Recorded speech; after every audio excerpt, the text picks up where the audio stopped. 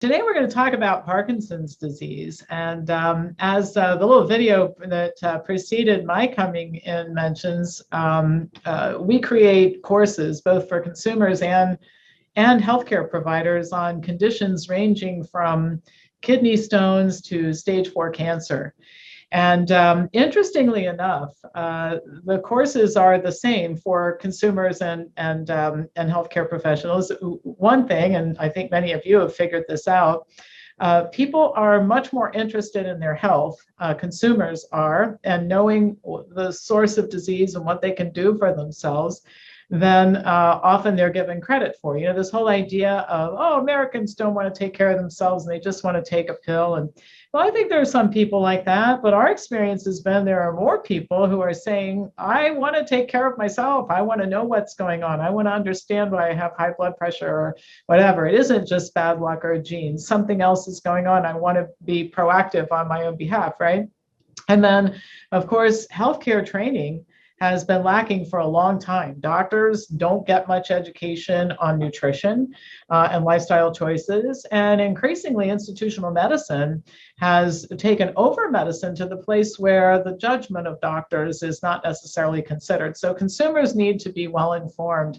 And thankfully, there are a lot of healthcare providers out there who want to be better informed as well. So we have a very robust training program for health professionals. So we're going to talk about Parkinson's today, and I'm going to take a walk on the wild side technically here and see if I can successfully share my screen with you. And let's see, and it worked. Every time technology works for me, I'm pretty excited about it because I'm not very apt. I'm inept when it comes to technology. So let's just get started here with some basics. One of the most common neurological disorders is Parkinson's disease. It affects about 1 million people in the United States and about 6 million all over the world. It's less common in Asia and Africa, and I'm going to come back to that in just a little bit. But the reason that this is an important fact is when you see conditions that are what we call geographically distributed, high concentration in one part of the world, hardly any someplace else. It tells you that there's something going on besides aging, besides genetics and that sort of thing, and it's environmental. It's diet and lifestyle habits. The incidence increases with age. It's rarely diagnosed before the age of 40, but it affects about 1% of people who are older than 60. The first description of it was in 1817 in James Parkinson's publication, which was called Essay on the Shaking Palsy, and that's where the name came from.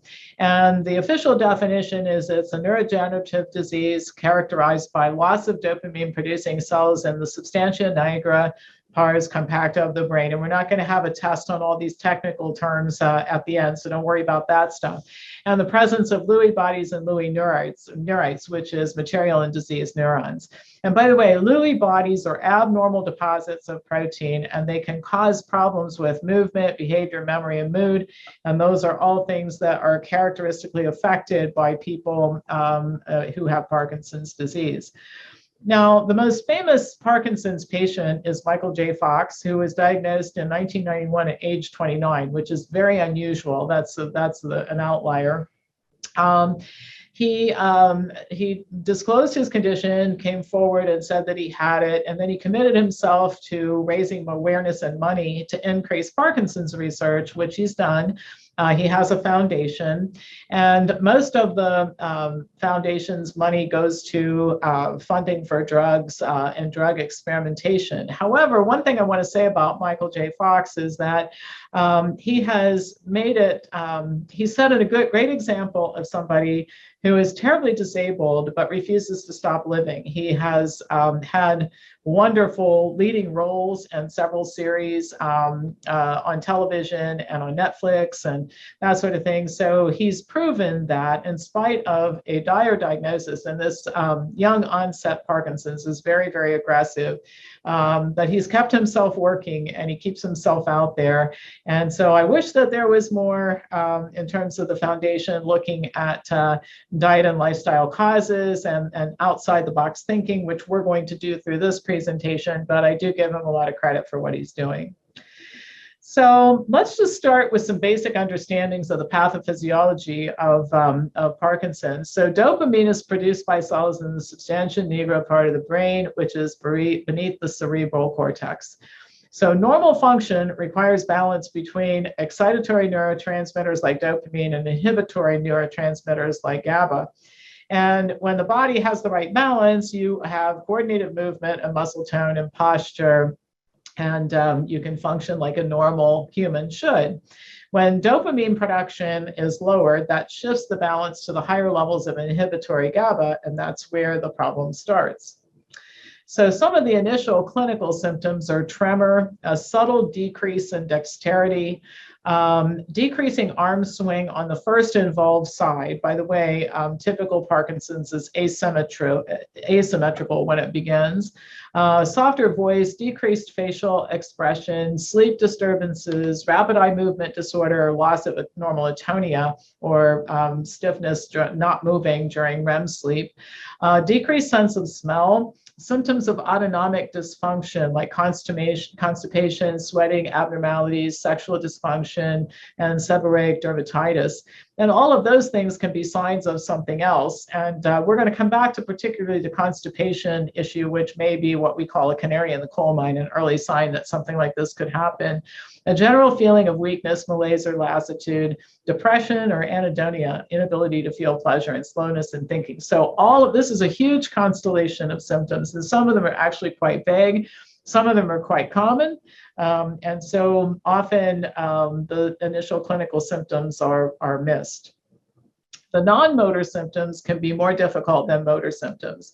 And there are various categories like autonomic, functions that take place without effort like digestion and heartbeat, cognitive, psychiatric, and sensory. And the whole constellation of non-motor symptoms includes depression, dementia, hallucinations, rapid eye movement, sleep disorder, orthostatic hypotension, pain, numbness, akathisia, which means difficulty in staying still, an urge to move that you can't control, and restless leg syndrome.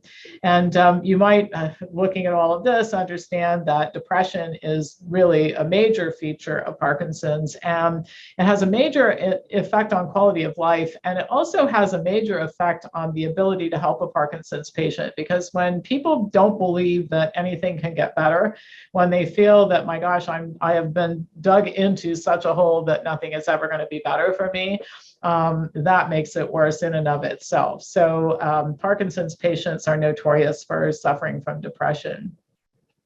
The most common non-motor symptoms at early stage would be things like excessive saliva production, memory issues, urinary urgency, reduced smell, and constipation. And again, some of these are really subtle, like how much is too much saliva production.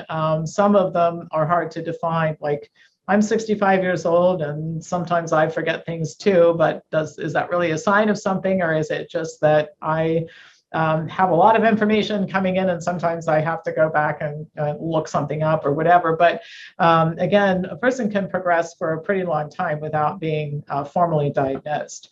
As I mentioned before, in the beginning, Parkinson's is typically asymmetric. It affects one side of the body.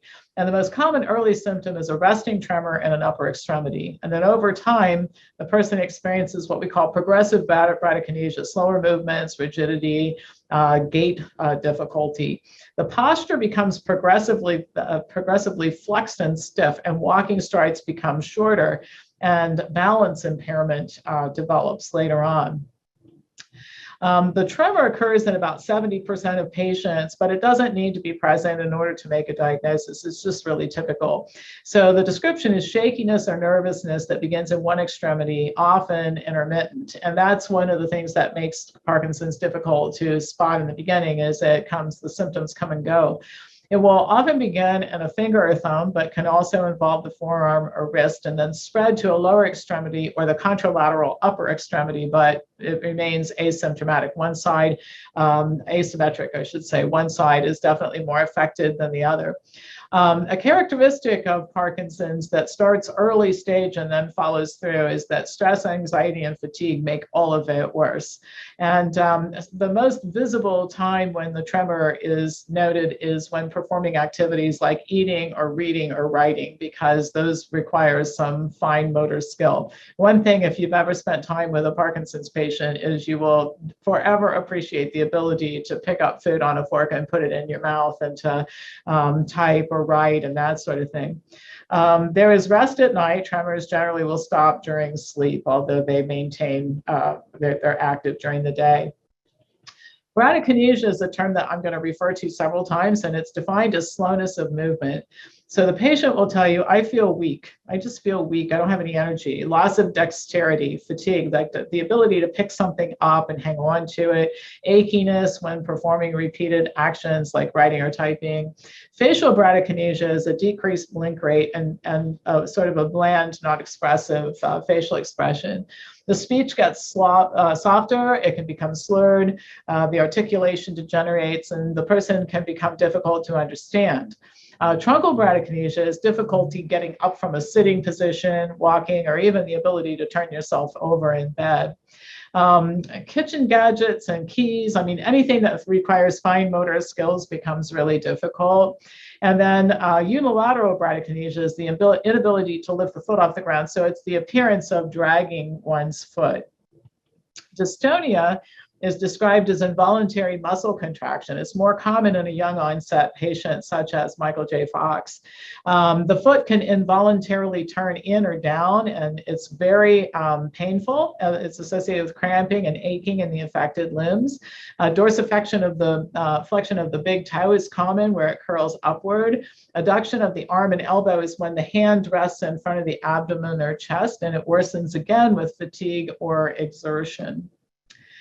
So to diagnose, in the beginning, it's hard to diagnose. And many times when I have dealt with Parkinson's patients and their families, they'll say, well, looking back, there seemed like a lot of strange things were happening. We just never put it together. This is what it was until they got to the place where we had to see a neurologist or a doctor.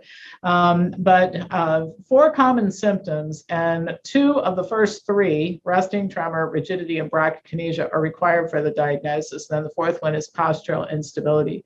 There are no lab markers. So, and the MRA and CT definitely do not look abnormal at early stage. So what you're trying to do is put together a symptom profile that indicates that it's Parkinson's.